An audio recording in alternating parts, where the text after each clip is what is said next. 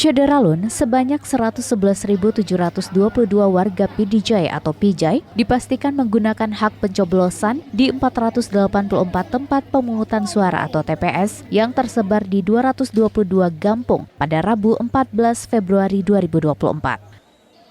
Ketua KIP PJ Iskandar Esos kepada serambinews.com Rabu 14 Februari 2024 mengatakan, sesuai dengan daftar pemilih tetap atau DPT, sebanyak 111.722 warga PJ dipastikan menggunakan hak pilih pada pemilu serentak 2024 ini.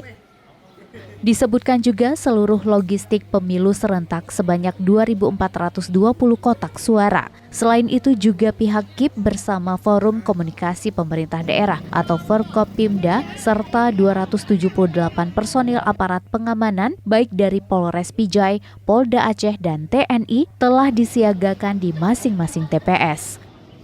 Diharapkan proses pemilu serentak 2024 ini dapat berjalan secara tertib dan aman. Dari PD Jaya, Idris Ismail, serambinews.com.